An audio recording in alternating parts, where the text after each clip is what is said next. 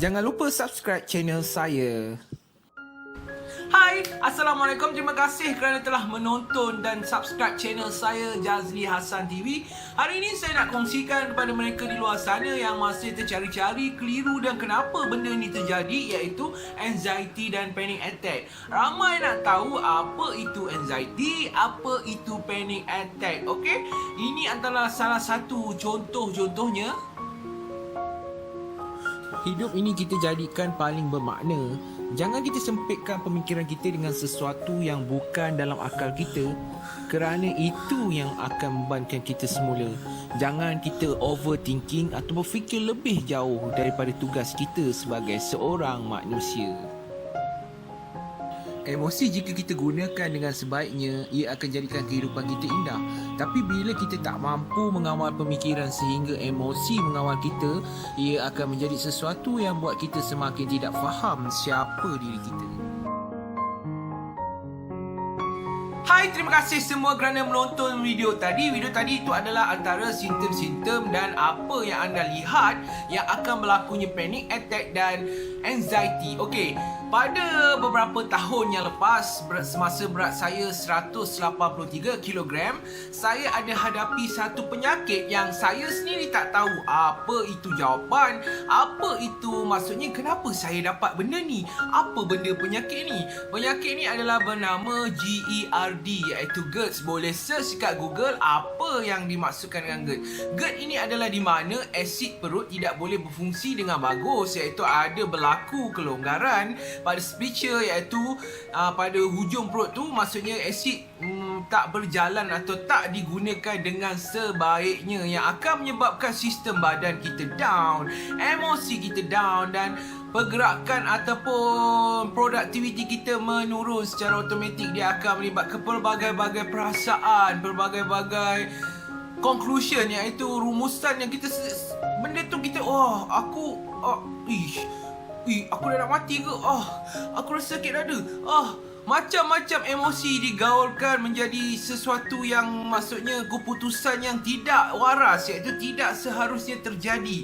Sebenarnya ini adalah kerana kita mengalami masalah kesihatan dalaman, itu je. Lepas tu dia akan pergi kepada beberapa simptom-simptom lain, iaitu bagaimana kita nak berfikir. Kita tak boleh berfikir dengan secara rasional, secara praktikal, iaitu secara betul, secara kita boleh tengok boleh secara bijak dalam berfikir. That's why kita rasa bila kita pergi, contoh bila kita pergi satu kawasan klinik, tiba-tiba kita rasa lega, kita rasa tenang. Lepas tu balik rumah kita akan rasa benda yang sama. Sejuk tangan sikit, tak boleh telinga bergegar, tak boleh mata berkelip-kelip pun kita akan berfikir, oh inikah hari kematianku, inikah hari aku terakhir berjumpa dia, dan macam-macam. Okey, saksikan video seterusnya. Saya akan kongsikan apa lagi yang menarik tentang anxiety dan panic attack. Okey, ramai tertanya saya apa itu panic attack. Panic attack ini adalah maksudnya kita kerisauan yang terlampau. Maksudnya bila kita risau, mulalah akan kereta nak lalu depan tu. Maksudnya kereta itu hanya parking, tapi kita ni fikir, handbrake dia dah tarik ke? Dia tu parking salah. Benda tu adalah panic attack. Panic attack ni adalah berdasarkan kerana anda terlalu memikir terlalu dalam, iaitu dalam dunia lakonan is about your, macam mana awak nak imajinasi awak terlalu tinggi sampai awak sendiri tak mampu untuk potong imajinasi tu, yang itu yang menyebabkan awak risau. Awak risau tu maksudnya benda tu tak akan berlaku, tapi sebabkan kita terlalu memikir benda ni. Sepertinya kita terlalu memikir tentang kematian kita, kita terlalu memikirkan tentang masalah kita, kita terlalu memikirkan benda boleh selesai ke tak boleh selesai. Saya nak bagi tahu kenapa Tuhan rahsiakan jodoh, ajal, maut dan rezeki semua ada sebab tak nak manusia terlalu risau, terlalu panik. Itu sebab jangan berfikiran terlalu overthinking, but berfikiran dalam kotak tapi secara profesional atau rasional atau waras. Itu yang paling penting sekali. Sebenarnya jangan risau, benda tak ada berlaku teruk pun. Sebenarnya kita yang menjadikan ia teruk.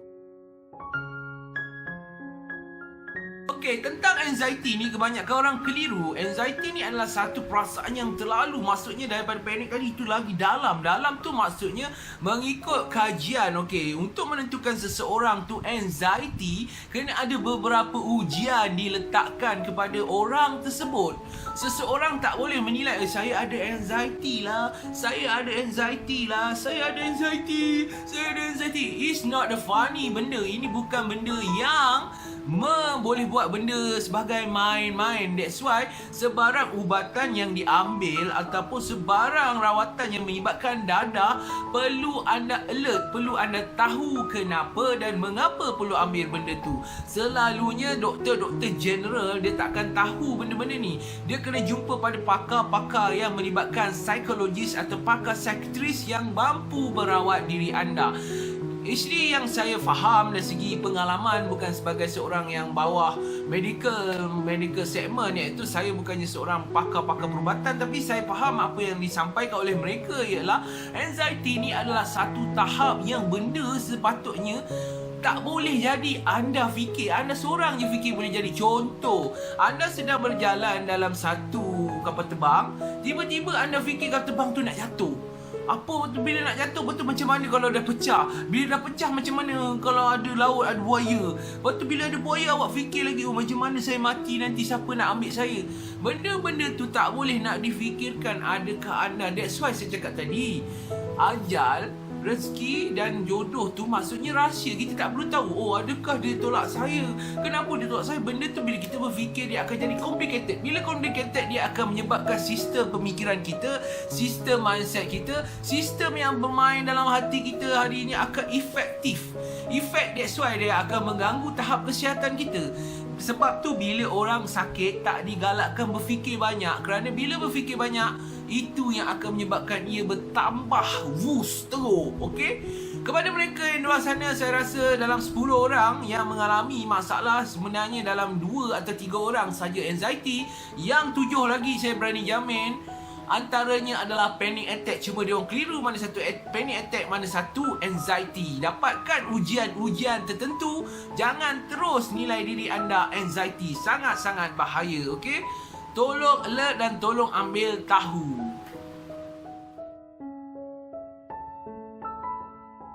Okey, saya nak kongsikan sekiranya anda mengalami susah nafas, iaitu berdebar-debar, iaitu macam mana nak handle. Maksudnya anda dah gerak dan panik dan anda tak tahu. Anda duduk di tempat yang selesa, di atas kerusi. Tegakkan pemikiran anda, tegak. Anda tarik nafas daripada hidung turun ke mulut. Maksudnya penuhkan udara dekat sini ataupun perut penuhkan. Okey, tarik. Lepas. Tarik. Lepas. Pejam mata, rehatkan minda anda. Tarik. Okey, semasa proses anda tahan dan tarik nafas tu, anda buat secara perlahan, kosongkan minda anda, pejam mata, bayangkan benda yang anda suka, anda sayang, anda gembira, buat anda bahagia. Okey? Lama-lama biarkan dalam beberapa minit, 60 second, anda akan rasa benda tu remove. Maksudnya sesuatu yang kita rasa macam tadi, takut, terlampau, penat atau nervous atau apa-apa saja yang terhasil daripada apa yang anda fikir, dia akan berangsur-angsur pulih. Okey, berangsur-angsur pulih ni maksudnya kita tak perlukan sesuatu yang melibatkan. Kalau kita pergi hospital pun sama, hospital dia cek ECG, awak tak ada apa-apa. Betul, kita akan rasa tenang, oh saya tak ada apa-apa. Nanti balik kita akan jadi balik, kita pergi balik. Benda-benda tu sebenarnya tak ada apa-apa masalah. Yang masalah adalah ini, pemikiran anda, otak anda adalah sebab kerana mungkin anda punya sistem dalaman sakit atau mengalami masalah seperti sistem penghadaman, sistem dalaman organ atau apa-apa saja sistem, dia akan jadi benda ni complicated. Itu yang menyebabkan penyakit-penyakit seperti anxiety atau panic attack berlaku. Selalunya panic attack, anxiety ni selalu melibatkan emosi atau masalah dalaman dari segi sistem mental lah. Maksudnya masalah sakit mental lah. Itu yang saya beritahu. Okey, kepada mereka yang di luar sana yang tu boleh sebarkan video ni, ini bukan fakta, so maksudnya okey, saya tahu ramai yang cuba ambil ubat untuk tenang, ubat untuk jiwa. Okey, ubat ni bukan menyembuhkan sebenarnya, ubat ni hanya mengurangkan ataupun memberi kelegaan sahaja. Tapi lepas habis ubat atau tak ada ubat, anda akan rasa resah, anda akan perlukan bantuan ubat. Okey, sebenarnya mengikut kajian, iaitu mengikut pengalaman saya sendiri, saya ingin kongsikan kepada semua, ini adalah diri anda. Bagaimana anda mengawal otak anda untuk berfikir secara waras, secara rasional dan secara complicated. Maksudnya pertama sekali, bersihkan hati anda. Jika anda ada dendam, masalah ataupun apa-apa saja kehiruan dalam hidup, tolong maafkan sesiapa sahaja yang anda benci, tak kira benda tu salah besar atau salah kecil. Ketiga, cuba dekati hubungan kita dengan ketuhanan. Maksudnya, adakah kita punya ketuhanan sifat dulu putus ke ataupun jarak-jarak ke? Kita rapatkan serapat-rapatnya. Kedua, tolong bertenang, tolong belajar bertenang, tolong kawal emosi, jangan terlalu marah, jangan terlalu rasa diri ni overthinking. Tolong kawal demi kesihatan mental anda, demi kesihatan anda dan demi keharmonian keluarga. Okey, kelima adalah bagaimana anda cuba buat riadah. Riadah ni maksudnya jangan duduk dalam rumah tepu. Jangan takut benda ni. Jangan takut, oh aku nak mati, aku perlu duduk kat rumah. Soalnya sekarang mati tak kenal di mana tempat dan di mana sahaja anda berada. Anda perlu hidup untuk hidup kehidupan kita yang tinggal ni. Maksudnya, sekiranya anda rasa besok mati, adakah 10 tahun? Kalau anda hidup 10 tahun, tak sia-sia anda duduk dalam bilik 10 tahun. Satu benda yang rugi, nikmat hidup adalah panjang. Anda kena hargai nikmat hidup tu. Jangan rasa diri ni complicated. Jangan hurung diri dengan masalah yang sedang melanda. Tapi cari jalan keluar dan kebahagiaan serta kegembiraan anda. Okey? Okey, sekiranya anda berada dalam tahap-tahap tertentu, iaitu berada pada tahap, oh saya tak boleh tinggal seorang, saya tak boleh apa. Sebenarnya benda tu tak ada mustahil, anda mampu lakukannya. Anda cuba terfikir adakah, mengapa, kenapa, begitu, bagaimana. Jangan hurungi diri anda dengan persoalan, tapi anda cari jawapan yang rasa diri ni perlu buat. Iaitu contoh, aku rasa semput. Okey, kita jangan risau, jangan tak ada apa-apa. Semput ada, selagi semput itu mampu menggerakkan tangan, mampu kita berjalan, mampu kita cari orang, itu maksudnya semput biasa. Kalau semput itu tiba pengsan, itu yang perlu kita risaukan. Tapi selalunya orang tak tahu dia akan semput dan pengsan. Benda tu akan terus jadi dan tak ada pun. Macam contoh kalau kita sakit jantung, kita tak ada, saya dah sakit jantung, dah sampai. Tak ada. Sebenarnya Tuhan pun rahsiakan benda tu terus out je. Jangan fikir terlalu dalam, jangan fikir terlalu banyak sangat. Kerana kita bukan doktor. Doktor yang tahu siapa kita dan sakit kita apa. Biar mereka buat rumusan, bukan kita dekat rumah duk fikir-fikir, adakah aku nak mati, adakah aku sakit, adakah kereta api nak jatuh, adakah kapal terbang nanti duduk, adakah bunyi kilat, kilat nak sampai, adakah ada hantu ke kat bawah tu. Jangan fikir benda-benda yang luar kemampuan kita. Sebab sebenarnya saya dah alami semua tu dan saya faham apa yang anda rasa dan saya tahu apa yang anda rasa. Sebenarnya ini adalah permainan minda anda. Bila badan anda mengalami masalah, automatik otak kita pun akan jadi masalah, iaitu seperti prosesor yang sedang rosak. Okey, prosesor yang sedang rosak komputer, kadang-kadang dia bengong, dia keluar sana, keluar sini, keluar sini pula, virus, Itu yang kita sedang lakukan dalam badan manusia. Sebenarnya badan manusia Tuhan cipta sangat canggih dalam sistem penciptaan yang ada di dunia ni. 99.9, hampir perfect. Okey, cuma kita sahaja yang salah gunakan kuasa, salah gunakan mengenai badan kita. Itu yang datangnya meletup sekali benda ni yang hasil. Benda ni yang datang anxiety, panic, sekali package dengan gastrik lah, apalah, semua ada. Sebenarnya semuanya berpunca daripada anda. Anda faham kenapa Tuhan sayang kita, dia bagi signal macam ni untuk kita fikir lebih bagus, lebih hebat. Kita perbaiki diri kita. Jangan takut benda tu takkan berlaku. Apa yang anda fikir, anda takkan tahu kerana jawapannya ada pada atas, iaitu Tuhan yang mencipta kita. Anda fikir hanya sebagai manusia saja, kecil sangat anda fikir. Tapi anda tak fikir lebih macam dunia. Itu sebab anda rasa apa yang anda rasa hari ini. Okey, terima kasih kerana menonton video ni. Ini adalah salah satu perkongsian saya berdasarkan pengalaman. Kalau saya cerita sampai 1 jam, 2 jam pun tak ada masalah.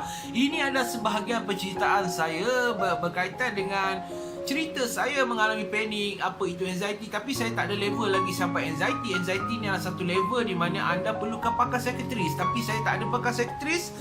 Saya mengawal semuanya sendiri. Saya suka bercerita, meluahkan kepada orang yang saya percaya. Saya luahkan, saya cari jawapan. Misalnya saya takut mati, saya pergi lubang kubur, saya pergi kubur. Saya tengok kenapa lah aku masuk lubang ni. Saya akan tanya benda tu, saya akan cari. And kalau saya takut dengan semut, saya akan pergi kat semut tu. Walaupun benda tu takut semut, tapi saya akan pergi cari jawapannya. Kerana setiap carian jawapan itu menghasilkan kita punya kepastian.